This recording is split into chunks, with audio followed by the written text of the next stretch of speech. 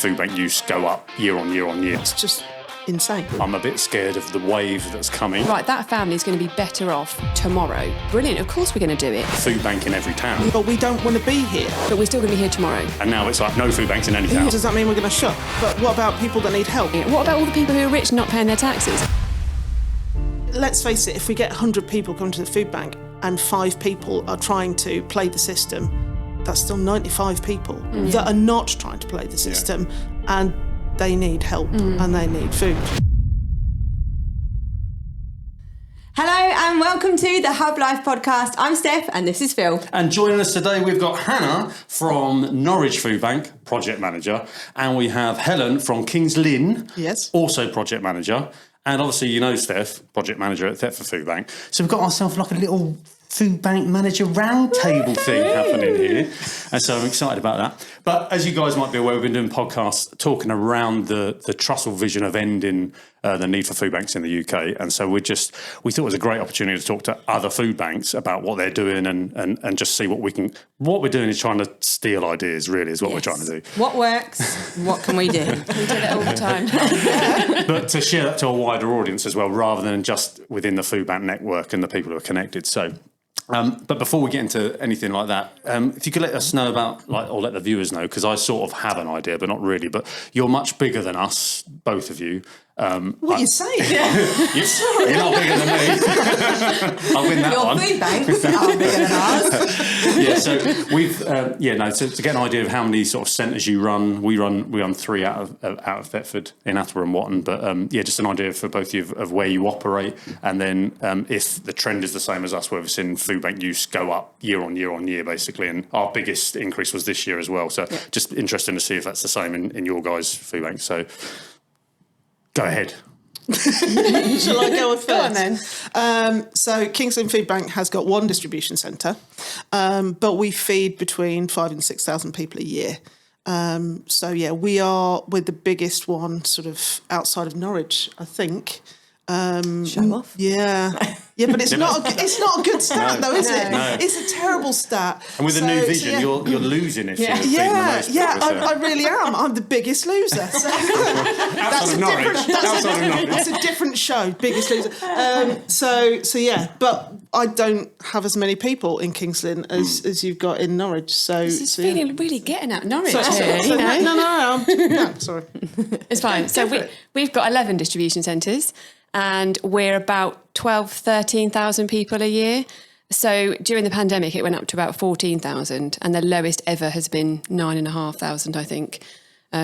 Pretty big. But then we've got the city, haven't we? Like lots of other places are quite a lot more rural. Do you find you have lots of different other provision of emergency food as well? So you're one of many. Yeah. Where maybe in Kings Lynn are you one of only a few? Yeah, it's pretty much us, to be honest. There is a community shop that does do food parcels, but we are by far the biggest provider of emergency food. Yeah. Okay. I think we're probably still the biggest, but there's a lot of pop-up food banks. So social supermarkets, there's 5 in Norwich. I think there's about 15 across Norfolk. And then community fridges, as you said, other food banks doing emergency food, maybe no referrals, whether we'll talk about that, sort of the Trussell Trust model versus independent. But in COVID or in the pandemic, a lot of pop-ups turned up.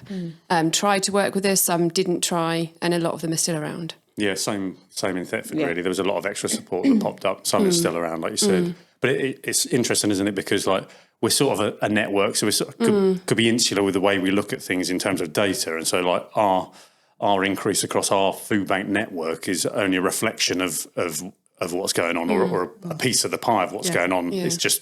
It's quite a big piece because it's a big network, obviously. But you said you haven't had as big an increase as in over COVID. Ours is slightly different. Ours is more than over COVID. Yeah, you find the same. Same for us. Yeah, so we had a couple of big spikes during COVID. So March and April of 2020. God, that seems like a long time ago now, doesn't it? We had a massive spike then, and we had a massive spike in November of 2020. And then 21, it sort of dipped right off, and then cost of living hit.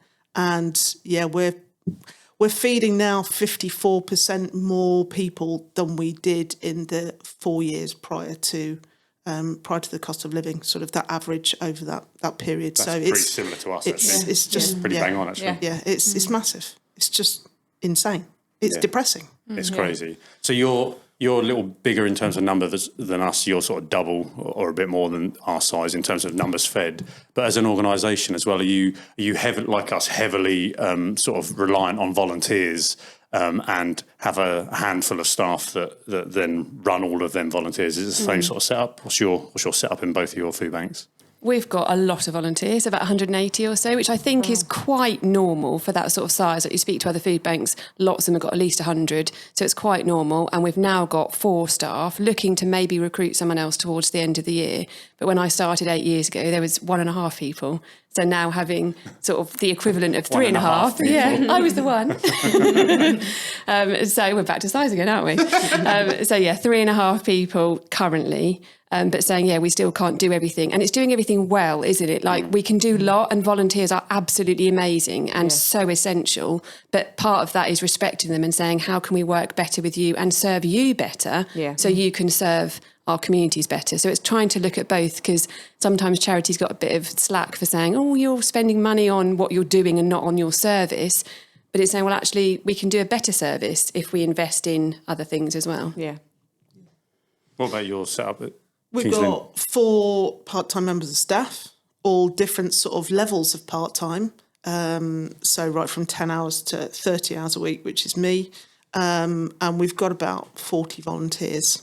And we're really short of volunteers at the minute. So if anyone wants to volunteer to help Kings Lynn Food Bank, we really need volunteers. That plug there. Yes, I've absolutely. never done this before, she said. She's got her lines on her hand. Next is what you're short of in food.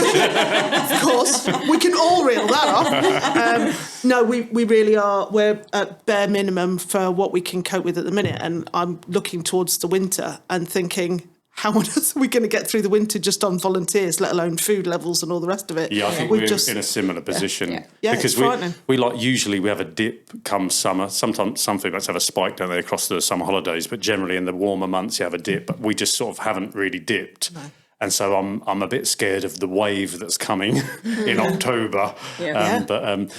So it's a little scary. But we're constantly recruiting though. So when I think we haven't really got any gaps, if anyone says I want to volunteer and they might be a good person, I'll just say, bring it on, because then if you have got a gap, you might have someone you can just bring in to fill it. Yeah. So I think I was before, maybe a few years ago, was saying, no, we don't need you. And then getting to a point going, now what? Maybe they're not available anymore. Yeah. So we get 2 or 3 people applying every week just because it's available, rather than, but again, we've got a lot of people and we have quite a few corporate relationships where people go, I enjoyed that day, can I do any more? So I think sometimes it's saying yes to as many opportunities as you can, which then opens a few more doors. Yeah.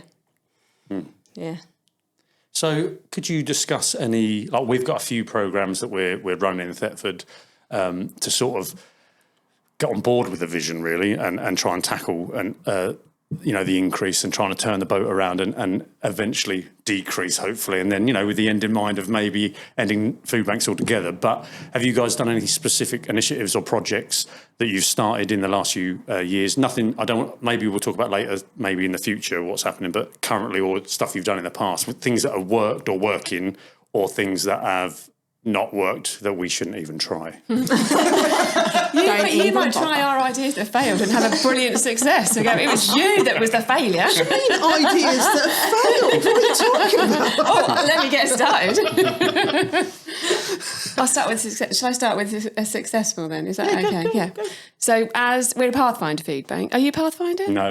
Okay. Can you just explain what that is to people at home? So I don't know. Pathfinder Food Bank is, I think there's about 50 or 60 food banks in the Trussell Trust network that have actively signed up to saying, yes, we support the vision of ending a need for food banks, and looking at, I think, 3 to 5 particular areas. So we're focusing on referral pathway, so how people get to us and why.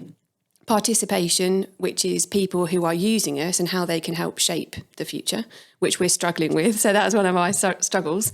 Because I'm going to ask about that later. Excellent. Note it down. And financial inclusion, which is looking at services to help people with income and expenditure and all those bits. So we've done an awful lot of work in that last one, partnering with Citizens Advice, which we did, didn't we, a few years ago.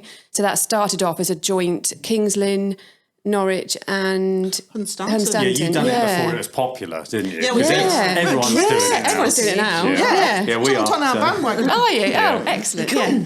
So we're all doing that, but that because it works. Like, why not copy it? And so we've added to that with a shelter worker to do housing and debt.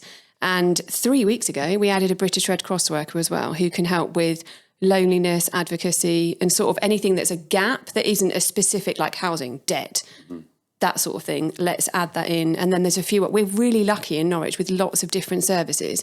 So we've got Age UK Norwich as well, Chances, which helps with employment and training, and Your Own Place, which helps with tenancies, budgeting, cost of living. So they're all situated in our centres, just saying, come and have a chat. What can I do for you? How can I help you? Yeah, and I suppose most of the major cities will have that. And more rural areas have very little. Yeah, as Rhiannon said, agency's desert or something like that was the way she described it. And I was like, yeah, that can, in Thetford there's a few bits, but out in Watton and Attleborough not so much. You might have sittings advice half a morning a week. You're like, oh, great. Yeah. So what do you do?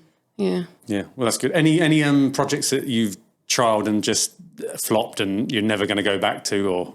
Well, the one we tried, sort of linked with that, we tried to go into schools. So Hunstanton, is it Hunstanton going into schools with a sittings advice worker? Think so. So they're doing it. So I'd be interested how it works. So we thought, how do we get to people? Yeah, do. How do we get to people? You've talked about it going upstream. So before they come to us, how do we say, stop getting into crisis, and how do we stop you getting into crisis? So if we go to schools, you've got parents, you've got families there potentially in difficulty. We looked at schools in our area with a particularly high, what's the income deprivation? I can't think what the word is, but one of those.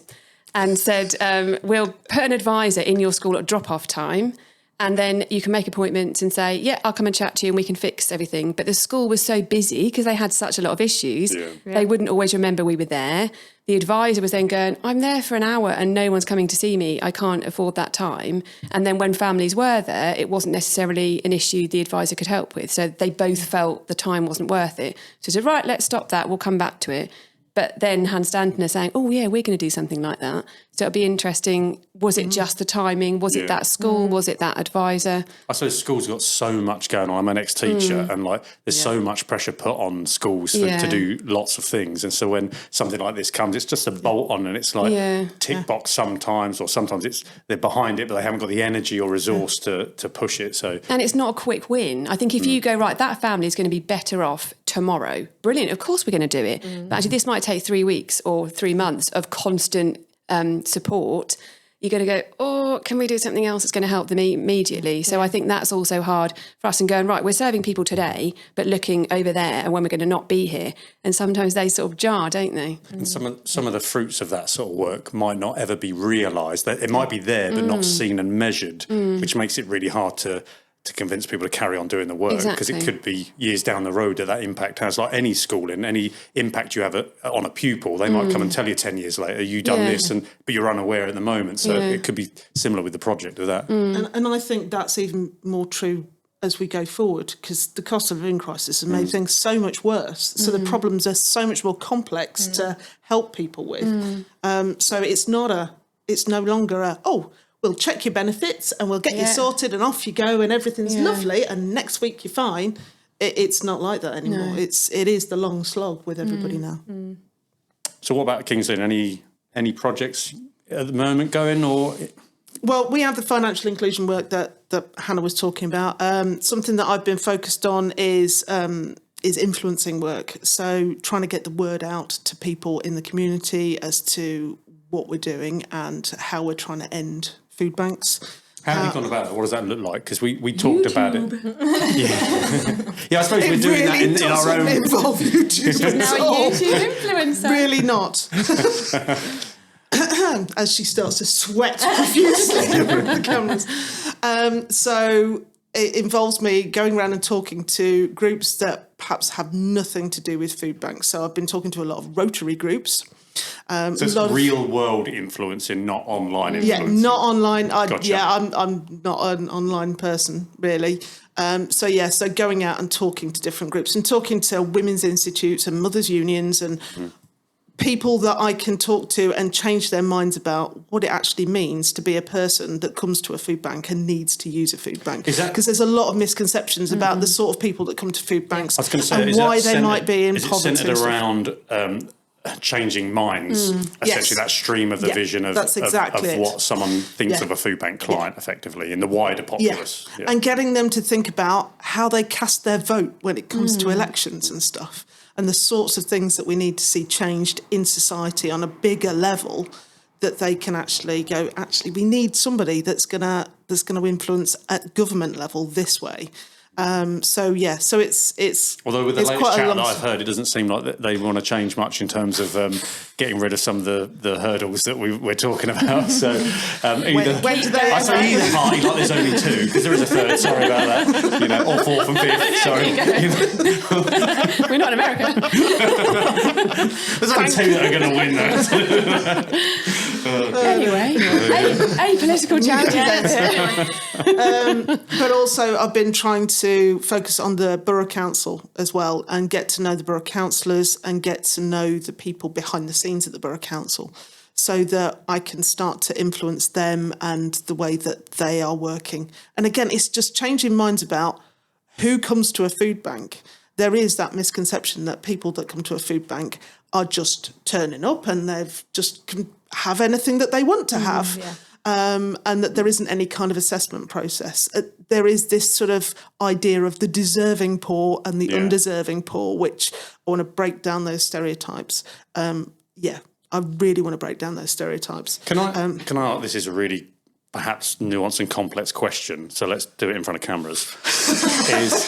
is how do you balance that idea? Because we have people who think food bank client is a particular type of person, and we know that it's very much wider than that. Yeah.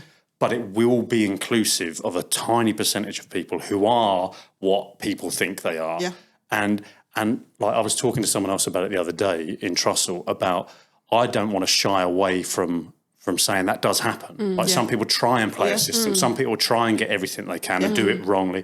And I'm like, I think we shouldn't base a system around those minority people, but we should acknowledge it like the elephant in the room, but in the cause of helping those that are doing everything they can, or it's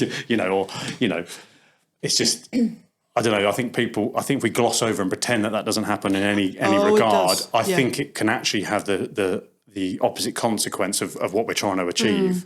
So I think it's important. Well, for me anyway, I think it's important to actually realise that some people are like that. But no, I entirely agree with you. And let's face it, if we get 100 people come to the food bank and 5 people are trying to play the system, that's still 95 people that are not trying to play the system, and they need help and they need food. And I'd prefer to focus on the 95 and make sure that they're sorted whilst dealing with the 5 and chasing them, and chasing them up and that sort of thing. But there is always going to be people playing the system. People play the DWP system.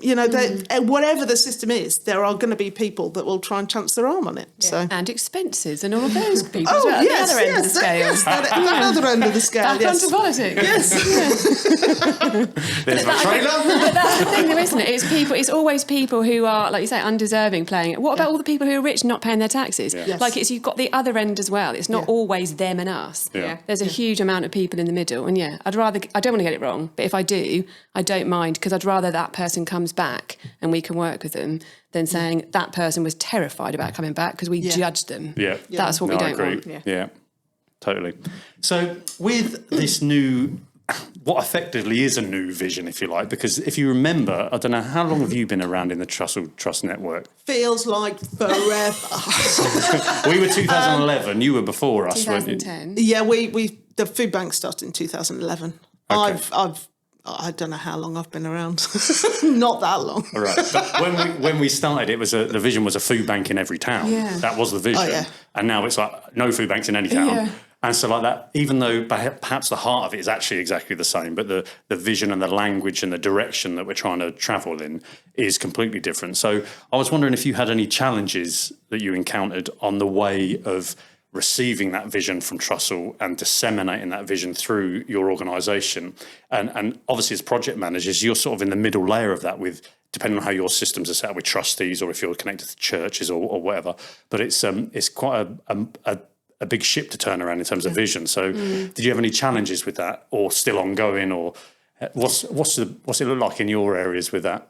People got on board really very quickly, actually, which was really surprising. There were a few of the volunteers who were like, does that mean we're going to shut? But what about people that need help? But those conversations ended fairly quickly, because it was like, but we don't want to be here. Yeah. We It's do want to ending help needs, people, not but we the provision. we don't actually want there to be a need for a food bank. So yeah, and once they realised that was the nuance, they were on board with it very, very quickly. Yeah, I think the same. We started off with getting people going, what am I going to do? Because I really love it and I've made friends and I enjoy being here. And we're going, there'll still be lots of community support. It might be that food banks looks differently. I think one of the other chats you had was maybe food banks don't end up doing food. It's more sort of community, so it's shifting a bit. Yeah. And there'll be loads of stuff still going on. So I think that was scary, saying to people, what am I going to do? But when I started asking people, thinking, have I really communicated the vision very well? Do people understand that's what we want? When we say, what do you think the future should be? It has that food banks close. I'm like, oh, great, okay. So we are on the same page, but it's constantly saying it because, again, it's saying, but we're still going to be here tomorrow. Yeah. And can you still come in the next day? Yeah. But we're not going to be here. And I think that's what I find quite tricky, saying I'm planning rotas and planning collections and thinking about Christmas and worrying about it, but we don't want to be here. And that's the challenge sometimes. You do talks and you talk about ending the need and people go, really? And you go, yeah, that is the vision, but I can't quite see it happening just yet. And that's what's tricky. Yeah. Are you both independent food bank charities, or are you connected to an umbrella under a church or anything like that? No, so like the trustees are purely for food banks. So I know other food banks are connected to a wider church, and like the whole sort of loving thy neighbour and helping people in need is a big part of that sort of, lifestyle. And so like I think there might be a bit more friction in them sort of scenarios when so maybe you haven't had to do that like maybe other food banks had to do, which is good. So it's just sort of downstream to volunteers for you guys. But so it's also talking to churches saying, thank you for your food and the money and the prayers and the people, but actually we now want your voice. And like you're talking about voting for things, like it's not just about here's harvest, thanks very much, let's move on to Tier Fund or whoever else. It's actually we want to be talking about food bank, injustice, all those sorts of things all the time. And we want to be constantly almost annoying you because it's constantly about what we're seeing. It's not just thanks for your donation. So that's another big change when we're trying to engage with churches. We're going, we know you support us, but actually, can you support our vision, not just physically supporting us? And that's another sort of, it's not been difficult, it's just changing that mindset a little bit, I think. And it's easier for people to go, I'm physically helping by giving a tin. Done. Or I am saying a prayer or whatever. Whereas... And we still want those things. we want both. We want the cake and we want to eat it. Sending an email to your MP who might not respond doesn't have quite the same sort of sense of fulfilment. No. And But you want to get people angry so they act on it. But it's then saying, and this is what I want from you. Yeah. And I think sometimes that's where I struggle from, saying, right, here's my list of most needed. Thanks very much. But going, I want you to vote and I want you to think about this when you vote isn't quite so quick and snappy. So sometimes it is quicker to go, look at our website, what we need. Yeah, on that note then, because like we're doing two things at once, which is running a food bank and strategically planning on how not to run a food bank. So how have you two... well, that's the hope. But how have you two balanced them two things? Because like until recently, all we could do was just keep up with running a food bank. Yeah. And so like this extra work on top, if you like, it's like for us, it's figuring out balancing how much energy and time you as a food bank manager put into them two different parts, and maybe, releasing different staff members or volunteers to do it as well. But, as someone who's in charge, it will take up headspace even. And so like, how do you guys balance that in time and in emotion and resource and all that? It'll probably look different for both of you, I'd imagine. You're winning at this because you've got a strategic... whatnot. Yeah, well, I'm getting there. So I got a strategic resources grant from Trussell.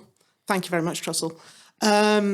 Which enabled us to employ an operations coordinator who does the day-to-day stuff. Right. So he manages the volunteers, he makes sure that the distribution centre is running and deals with the phone calls that come in on a daily basis. So that's quite nice, and that releases me to do the more strategic stuff. So I have got more time to talk to the council and eventually talk to the local MP, who I love, and excuse me, and get on with all the other things and try and do those big think kind of things and work on the strategy. I'm still working on it, and I'm still trying to find that balance as well, which is really, really hard. Because even though he's employed for the day-to-day, I've been doing this for quite a few years. So my phone rings quite a few times from them saying, what do I do about this? What happens about this? And you're going to have to catch them. Exactly. Yeah. So I'm learning new skills at the same time as he's learning new skills. So it's a work in progress. But it has allowed me to do stuff that I wouldn't be able to do. So I've done a lot of communication with borough councillors that I just wouldn't have had the time for. Yeah. And that sort of thing always... I was trying to do it before, but it would shut down over Christmas because, of course, you can't do really anything between October and February, March time because it's just too busy with everything else. You're trying to stop your head from falling off and all the rest of it. So, that has sort of enabled me, and I'm hoping this winter it'll enable me. I don't know whether it's going to work. Yeah, just relieving a little. Don't tell Trussell that. Well, I think they're quite open, though, is that it's like go and trial these things and we're going to resource and fund you. You know, like what we're doing here. It's like have a go, see what works, see what sticks, throw some things at the wall, and hopefully we learn from each other's mistakes and wins and like spread through the network, which will be great. But having that, like releasing that sort of time of running and operationally the food bank, I think just allows your brain to have sort of generative thinking, to think outside the box and just trial things that, you know, and be allowed to fail at things that you wouldn't do before because it's just you can't spare the time of failure or trying. You can say yes to more things, and that's the key thing rather than no, I've got to be here. No, I've got to do this. No, I've got to go and buy some food because I'm running out in the warehouse or whatever. Sorry, I shouldn't. So I've been to the shops twice this week. Yeah. What about you, Hannah? I think I agree. It's having the headspace sometimes. And I think I sometimes feel guilty to going, I just need to think about this and write some things down. And then you're not doing anything. You're like, I can't, let's have a day for a retreat. Like, no, if I go to the warehouse and pack a box, that box is packed, done, love it. If I just think about something and at the end of the day decide, no, I'm not going to do that, what have I done? And that's quite scary.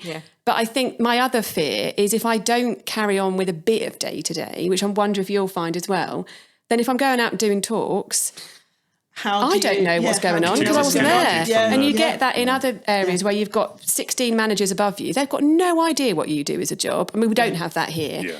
But you hear from other people and they've never done that day job in their life, but they're still telling you how to run it. So I feel if we're doing the strategy and doing it, yes, there is a challenge there, but at least we know, I know that worked because I did that yesterday, or I've got my feet on the ground and at least I'm there once a week. So I think that's where I am slightly fearful of just doing strategy because then I'm not aware of how it's going to work in reality. So the balance is key, isn't it?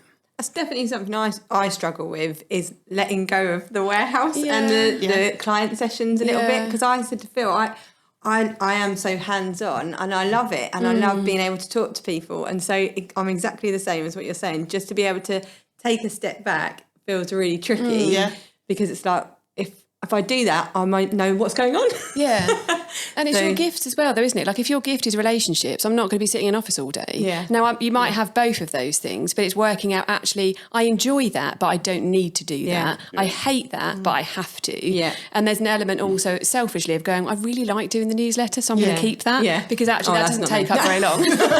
Or social media and all of that sort of stuff. Like, there don't are pretend bits. like you don't use ChatGPT for newsletter. Interestingly, though, someone did use that to rewrite my newsletter. I was like, that is so much better. Like, oh no, that's terrifying. It's that AI thing. I haven't. You said you weren't very sort of techie and internety. No, this is why I'm going, what is this? Google it. We'll tell you about it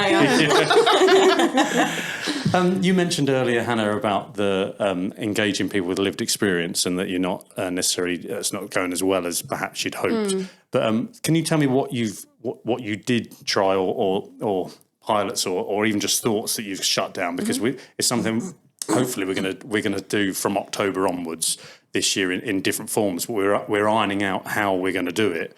And the irony is that it'd be great to have people with lived experience to tell us how to pilot this lived experience work. So so that's what we're hoping to do. But anything you've done or I don't know if you've done any at all or... Very little. Right. Very little. It's going to be an area that I've got to do. So I want to hear. Yeah. I want to hear stuff as well. All my failures. I think it's one of those areas where it's slow wins because you're working with people who may be still in difficulty. Because if you have someone with lived experience from 20 years ago, that kind of is valuable because they've been there and have empathy, but it's not relevant now. If you're looking at navigating the benefit system. Yeah, they were on legacy benefits before. Exactly, and that's not credit. quite so relevant. So I've probably got a handful of volunteers who have been in need a long time ago, but I probably wouldn't speak to them about it now because also that's in their past. And when I have brought it up going, I've moved on, I don't want to be dealing with it now. Yeah. So there's that balance as well, saying someone who's recently enough that it's relevant, but not so recent that they're trying to still feel that it's now and it's quite raw. So the work we did do, which was quite challenging, was with the UEA, where they did some reports for us looking into our energy bank provision. I think we all do that, don't we? Helping people with gas and electric. And also the financial inclusion work, interviewing people who've used the service and going, how was it? Was it helpful? Could it have been better? Quite open questions. And I must have had 30 or 40 people who said, right, here's your gas and electric, absolutely no strings attached, but can we talk to you later? Yes, 100%. Amazing. Here's a phone number. And we had 4.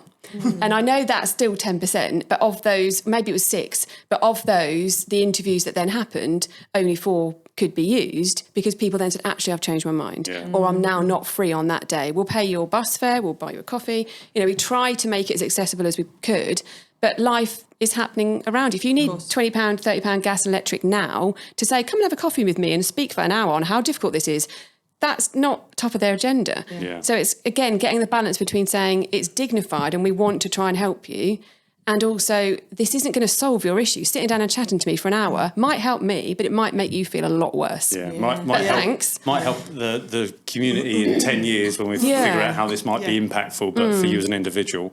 So, and for people who are in that situation, often got lots of other pressures going on in life, and us adding on top of that is sort of the opposite of what we're trying to achieve. And it's very unique, I think, as well. A lot of the people we spoke to, it was really interesting that so many of their stories were so different. But then if you say, right, what should we do next? Out of 6 people, you've got 6 different ideas. Yeah. Well, they're not then representative of everybody we serve. And if you do all 6, you're not going to do them well. Yeah. And if you pick one, why didn't you say yes to the others? And I think, so part of me goes, we just won't do it. And it's really challenging then to go, just do something. So it's great that you are. Yeah, and that's what I suppose, what I don't want to do is just do something. I suppose what I don't want to do is do a tick box of we've done our lived experience thing because this is the popular thing to be doing and it's important. Where for me, if we can even glean some views that maybe aren't even representative of the whole, because I don't think we'll ever get that. Because any survey is just flawed in that regard. Yeah. But if we can glean some ideas that maybe we wouldn't have even gone near and explore them, even if we close the door on them, and not go down that route. But there'll be, I'm sure, across, doing it over a few years, getting 10, 20 different thoughts on the idea might take us down a different route. And so it's something I want to do, even if, it's only with a couple of people rather than trying to get as much, information from them as possible. Because there might be one gold nugget in there that might be useful. The other tricky thing is, I don't know if you have it in the same as your food banks, but our clients ideally aren't going to keep coming back again and again. Yeah. So how do I build a relationship with you and say, come back to a workshop, come back to a chat when I don't see you all the time? Yeah. Whereas you've got like a housing association or something like that where people live there, or you've got that ongoing relationship because that's how it works. Yeah. So I think that's the other challenge.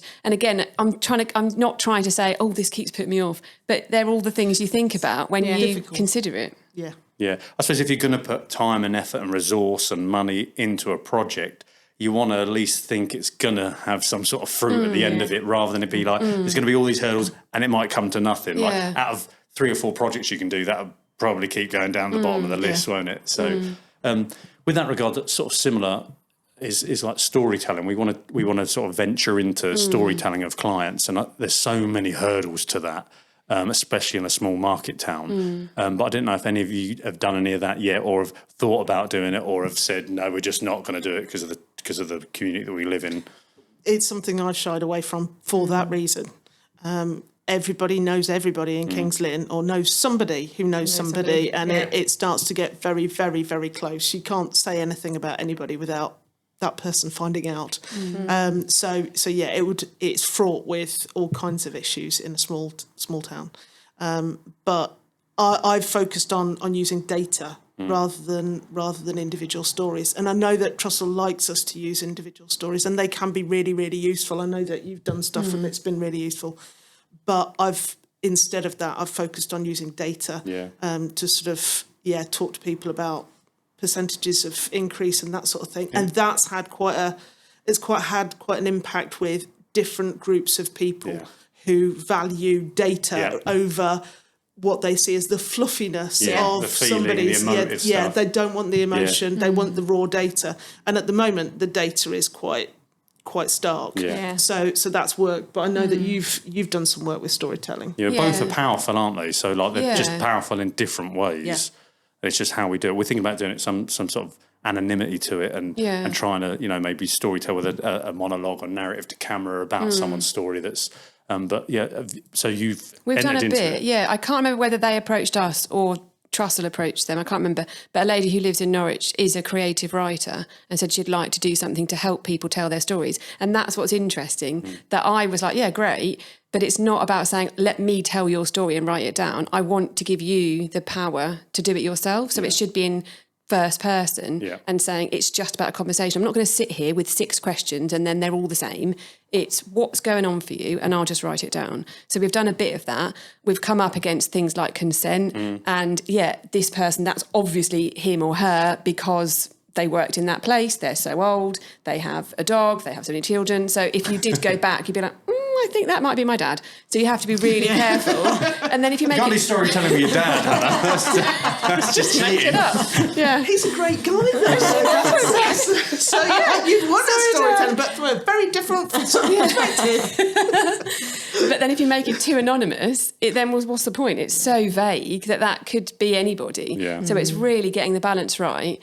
And again, if people are living that right now, I don't want that publicised anywhere. And if it was 10 years ago, does it still make sense and ring true? It's like we were talking about it, weren't we? It's like you want someone really who's gone through the mill but has come out the other side but only recently, who's in a positive place right now. And, at the minute, maybe there's not many people who are getting through the other side at the minute. So that's something that you're doing, something we're looking forward to trying to do. But for you guys then, finally looking towards the future, be it months or years ahead, have you got any new projects or services that you are thinking about starting to pioneer or launch, or even just ideas that you'd like to do that you've got no plans to do at the minute, but you really like to do to see the end of Foodbanks come closer? Any in the pipeline that we can steal? Steph suddenly sits up. Wait, I've got my pen. Go on. Well, I want a new distribution centre. I've been looking for a new distribution centre for a year, and I'm nowhere closer. It's it's depressing. But I want to. Ironically, so we need business owners in Kings Lynn. Come on, pull your finger out. Let's get a free business centre. Pull your finger out. We've got to get rid of that line. No, I love that line. We just wrote a Foodbank song about that in the Hublife show. Watch it. No, ironically, I want to expand the distribution centre, although we're looking at, let's shut down Foodbanks, but I want to make a bigger distribution centre so that we can offer more services like you've got. I just haven't got the space. And I've got steps going into my distribution centre. It's just not accessible. So I need better premises. So that is in the pipeline so that I can get mental health support. I can get all of the other people to come in and do drop-ins and that sort of stuff. So that's... Sorry, you can't really steal very much of that. I'm sorry. Well, no, and we're doing that. We're sort of ahead of the game in some regard. Like with the hub here is our new place, and it's much smaller than we'd want, but it is ours now. And we went in like 9 properties with Foodbank bouncing around, and just having someone that's home that's solid has been a big blessing to us. We can do so much more, and that's why we started doing more work and more different things. So it's hopefully that'll be good, wouldn't it? Keep looking. I'll keep looking. Keep smiling. Keep smiling. Just keep smiling. We're going to keep building on. So our British Red Cross worker, like I say, 3 weeks in, we're building a little team of volunteers around him and the team of advisors. So if someone says, I just need a phone call every week, like a sort of befriending service, or I need to learn how to get the bus so I can then go places on my own, or look at this pile of bills, what's a priority, that we can say the workers and the advice workers can do the really heavy casework, but those things that can be done by someone with no training or little training, we can take that off, and then we can increase the caseload of those advisors. So we're hoping to do that. We've got a meeting in a couple of weeks to say, what can our volunteers do more to support that side without being advisors themselves? I think that's so key. We were talking, we just had a CA F5 meeting the other day, and the CA worker was saying that like people's financial issues that they're dealing with come with like 9 other things that are entwined, and like they're having to try and deal with that and find it difficult to separate and pass them out. And so to be able to pass them out in time across 2 people, one trained in finance and one that's just has time and compassion and love is great. It's a good idea. Yeah. That's how I see it working. So come back to us in September. Is it? So that's the idea. And then I think how we are a little bit at the moment, but it's making it, we've got 2 of our centres, the church runs a cafe at the same time as Foodbank. So when you go in, you could be anyone using the food bank, using the cafe, just dropped in to say hello to somebody. And I quite like that it's a little bit anonymous, not in a secretive way, but just it's not cafes there, food bank is there, and that's your side, thank you. It's everybody's mixed in together, and rather than where's your voucher number, it's do you want a cappuccino? Do you want a bacon sandwich? And that's really nice. That's all free as well, is it, the cafe? Bacon sandwich. Oh, it's I just need to visit that one again. Yeah, and it's lovely. Like, do you want a cup? Like, yeah, all right. Which one? Have you looked at your visits and seen which one you visit the most? Is it that one? Oh, I have gone there a lot. Yeah, like do you want a breakfast? Hannah never says no to breakfast. Like, you can't say that. I do sometimes. Sometimes I do. In the afternoon, you say no to breakfast. And then my husband goes, "Didn't you call that work?" Yes, I do. I feel like that's a good one. We might jot that one down. Yes. 3 bacon sandwiches just for Foodbank Managers. Yeah. Oh, yeah. Anyway, we better roll up because we're going to have to go to bed sometime tonight. You mean wrap up? Wrap up, that's what I meant. We're going to wrap up. I just bacon roll, it was in my head. I like a wrap as well. Put that on there as well. Bacon wrap. Before we do go, anything else you want to say or share with our viewers about anything that's going on with the vision or anything like that? You don't have to, it's just we ask everyone at the end rather than just answering my questions. Anything you want to say? I think a thank you to our communities. I hope we all feel that, even though there are things we want to change. Got to change. I can't sing your song. That change. Something's got to change. Yeah, pull your finger out.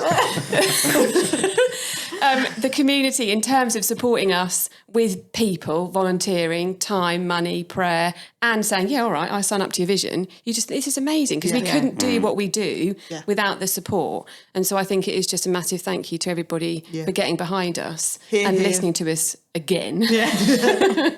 Yeah, absolutely. No, I've got nothing else. You said it all. Yay! Well, thanks for joining us. It's been great having a conversation with you. And I'll go back to camera because it is 2 weeks' time. We'll have another episode of the Hublife Podcast, and we'll be joined by Joe, who is our area manager of all of us. So, we've got to be on our best behaviour. See you in 2 weeks. If you like this episode, then why not click on another Hublife show over here? Or if you fancy something a little bit more serious, then check out an episode of the Hublife Podcast over here.